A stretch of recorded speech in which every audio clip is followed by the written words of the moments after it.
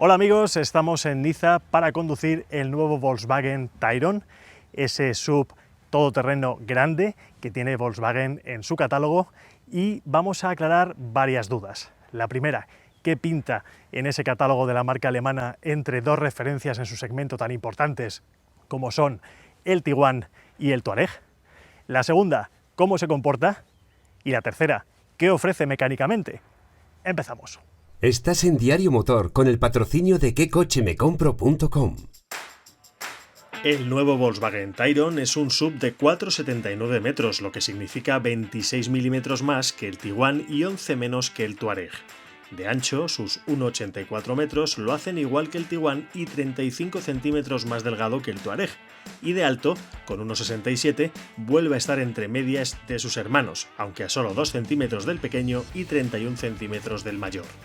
Así que por concepto y medidas, este SUV familiar está bastante más cerca del Tiguan, sobre todo ahora que ya no existe la versión de 7 plazas de este, que se llamaba Tiguan All Space. Pero desde el principio se percibe que el Tayron es más grande que el Tiguan por fuera y por dentro. Tiene una habitabilidad mayor y su maletero también es siempre más grande, pues cubica sin tocar los asientos de 705 a 850 litros según versiones. Empecemos por el frontal del Tayron. En este modelo es muy elevado, es imponente, la sensación es de fuerza y de gran potencia, pero además podría ser confundido con algunos hermanos de gama. No obstante, no tenemos las lamas que tiene el Touareg, con lo cual descartamos esta posibilidad. Y es verdad que se parece un poquito más al Tiguan, pero en este caso, si nos fijamos muy bien, no es exactamente igual. Es bastante más rectilíneo por esta zona, no tiene dos alturas los faros delanteros y además tiene ya en esta ocasión la nueva firma lumínica de Volkswagen, que consta de esta franja de LED que une los dos faros delanteros y el logotipo de Volkswagen, que además también se ilumina ahora.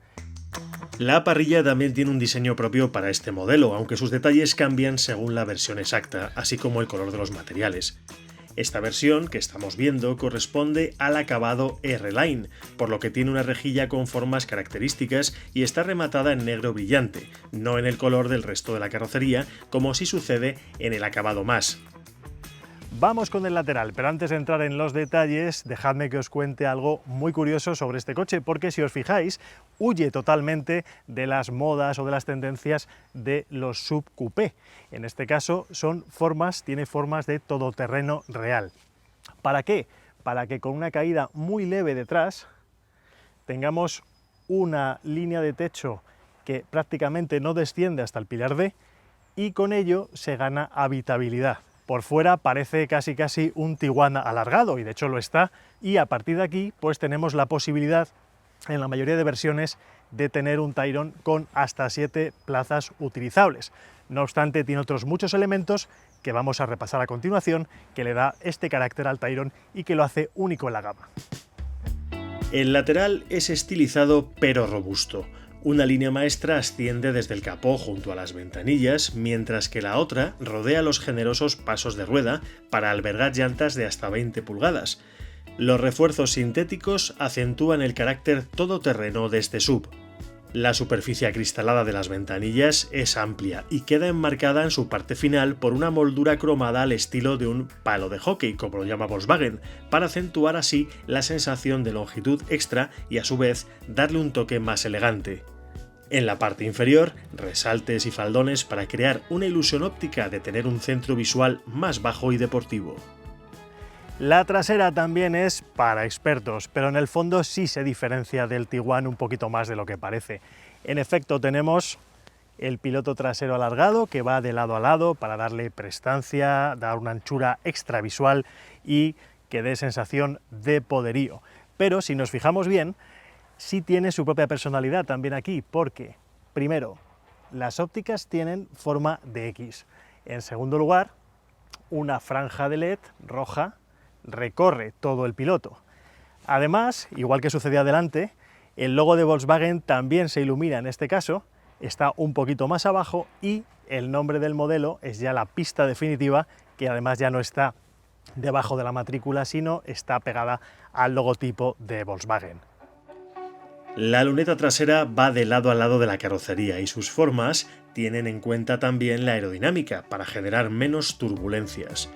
Debajo, el parachoques trasero sigue la pauta del delantero, molduras y remates diferentes según el acabado elegido. El Tayron es el segundo Volkswagen más grande de Europa por detrás del Touareg. Se fabrica en la planta que tiene la marca en Wolfsburgo, en Alemania, y al igual que el Tiguan está basado en la plataforma modular transversal MQB, sobre la que ya se han producido más de 32 millones de vehículos en sus 13 años de historia, con motorizaciones gasolina, diésel, bifuel con gas y ahora también híbridas e híbridas enchufables. El interior no sorprende tanto a priori porque es clavado al del Volkswagen Tiguan que ya conocíamos. No obstante, vamos a darle un repaso porque merece la pena.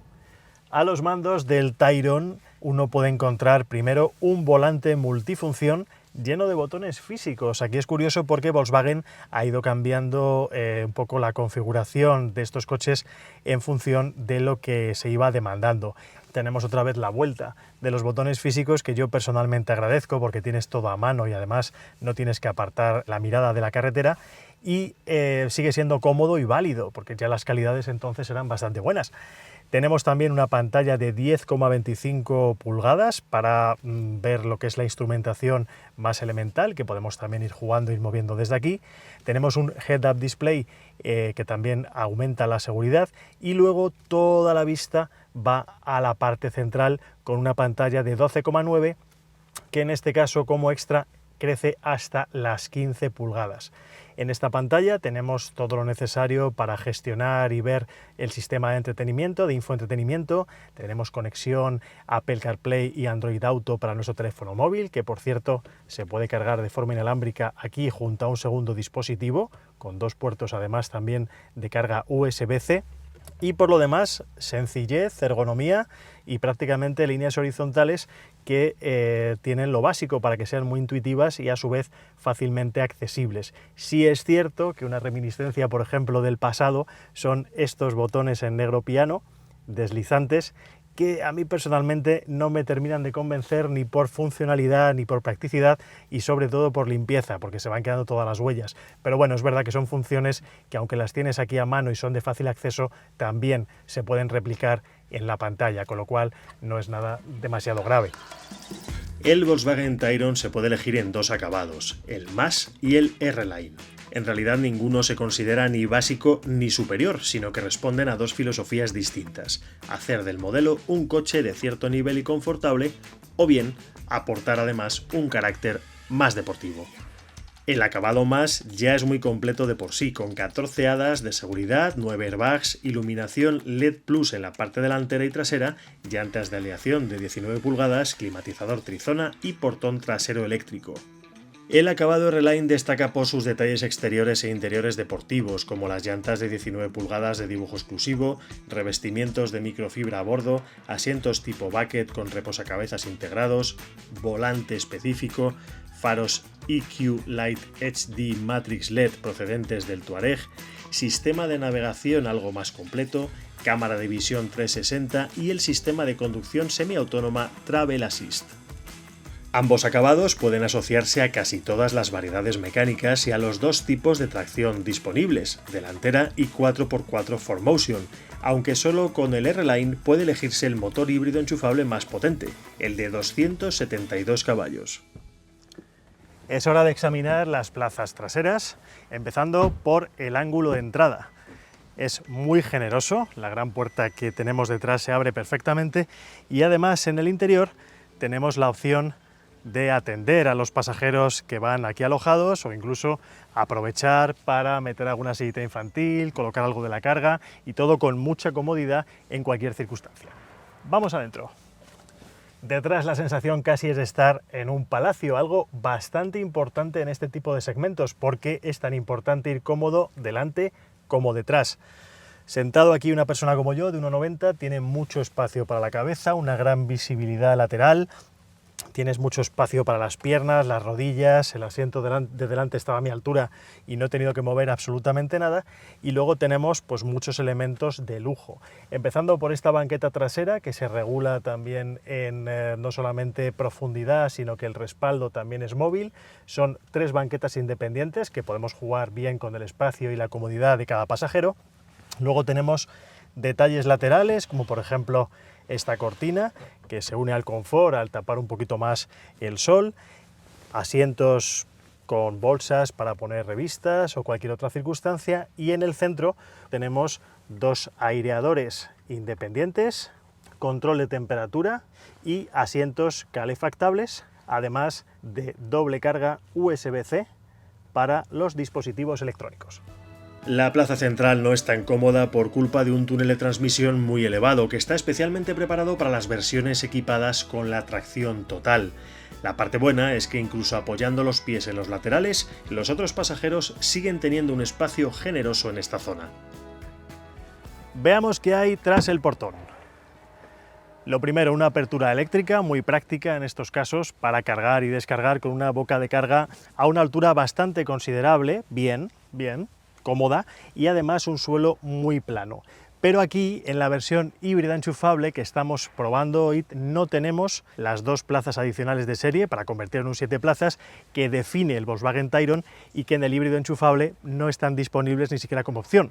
Pero es que además, con la configuración que tiene este coche debido a sus baterías, tampoco tenemos la opción de llegar a los 805 litros sin tocar ningún asiento. En este caso se nos queda en 705. Entonces tenemos aún así un maletero muy generoso para este segmento y que permite cargarlo de maneras muy diferentes. Tenemos también unos huecos adicionales para poder meter otras cosas, y bajo el piso el kit antipinchazos y hueco más que suficiente para los cables de carga que definen esta versión. Lo que se incorpora al Tayron son tomas de corriente de 220 voltios, de 12 voltios y bola de remolque escamoteable para arrastrar entre 1800 y 2000 kilos en las versiones híbridas enchufables. En cuanto a los propulsores, el Tayron ofrece una amplia y poco común gama de tecnologías. Concretamente, un motor microhíbrido ETSI de 150 caballos con etiqueta Eco, 2 motores híbridos enchufables y hybrid de 204 y 272 caballos con etiqueta 0, un motor de gasolina TSI de 204 caballos con etiqueta C y 2 motores turbodiesel de 150 y 193 caballos, también con esta etiqueta C. Concretamente hoy estamos probando el motor híbrido enchufable de 204 caballos, una mecánica muy interesante porque en España va a ser lo más vendido y además permite una versatilidad que le da la etiqueta 0 emisiones, para que sea un coche para usar a diario por ciudad sin ningún tipo de restricción en las zonas de bajas emisiones, y a su vez contar con las características de todo Tayron para poder hacer viajes de forma lujosa, confortable y con espacio suficiente para 5 personas. Eso sí, hay que tener en cuenta precisamente esto, que en todo Tayron de motor híbrido enchufable el número máximo de plazas disponibles es 5, no las 7 que tiene el resto de versiones. Este Tayron híbrido enchufable lleva un motor de 4 cilindros turbo de gasolina 1.5 TSI y una batería de iones de litio de 19,7 kWh. Además, cuenta con un módulo electrónico de potencia y un módulo híbrido que integra un motor eléctrico y un cambio de doble embrague DSG, también eléctrico, con 6 velocidades. Es un coche que se desenvuelve muy bien, tiene además varios modos de conducción que se accionan a partir de esta ruleta, y según pulsamos tenemos Eco, tenemos Comfort, tenemos Sport y la posibilidad de individualizarlo. A bordo el espacio también se nota de lo más generoso, las butacas son muy cómodas, incluso en este acabado R-Line puedes hacer un viaje largo perfectamente. A su vez tiene una sujeción un poquito mejor para zonas de montaña, curvas, pero sin perder jamás el confort de marcha. Respecto a los demás, notamos también que el Tayron híbrido enchufable que ves aquí tiene unas reacciones sorprendentemente buenas para su tamaño. Su respuesta es más directa que cuando monta motores microhíbridos, gasolina o diésel. Además, respecto a estas últimas versiones de combustión, TSI y TDI, el e-Hybrid se muestra más aplomado y noble en carreteras con curvas rápidas, debido probablemente a la disposición de sus baterías, a su reparto de pesos y al bajo centro de gravedad en su conjunto. Ahora bien, el sobreprecio de este híbrido enchufable con etiqueta cero solo se justificaría con un uso muy intensivo por ciudad y tener la posibilidad además de recargar sus baterías cuando toque. Así, podríamos completar hasta 124 kilómetros con autonomía 100% eléctrica, y de forma combinada, la autonomía de este e-Hybrid rondaría los 900 kilómetros. Si no, la alternativa más lógica para seguir disponiendo de etiquetas preferentes en las zonas de bajas emisiones sería optar por el microhíbrido e-TSI de gasolina, de etiqueta Eco. El TSI sin hibridación, con 7 plazas y con etiqueta C, es algo más caro, pero es la puerta de acceso a la tracción total 4x4 4Motion y solo está disponible con acabado deportivo R-Line. Y por último, si el objetivo es viajar mucho en familia con esas 7 plazas y hacer muchos kilómetros al año, interesaría sin duda optar por los turbodiesel. De hecho, en los TDI hay más donde elegir, porque es posible pedirlos con 2 potencias distintas, tracción delantera o total y acabado más o R-Line. En España los SUV grandes como este de hasta 7 plazas no son precisamente los que más abundan en el mercado. Pero entre los que sí existen, los rivales más duros del Tayron serían el Kia Sorento, que parte de los 48.460 euros con su motor diésel de 194 caballos, o el Peugeot 5008, que arranca en los 34.660 euros con motor híbrido de 136 caballos y que se puede elegir también como eléctrico o híbrido enchufable, pero no con mecánicas que lleven la etiqueta C, es decir, ni gasolina ni diésel. Por todo esto, en cuanto a opciones multienergía, el Tayron es de los tres el que ofrece más motorizaciones, aunque es cierto que no equipa ninguna que sea 100% eléctrica. Para terminar, vamos a intentar contestar a las preguntas que formulábamos al principio. ¿Por qué un Volkswagen Tayron entre el Tiguan y el Touareg?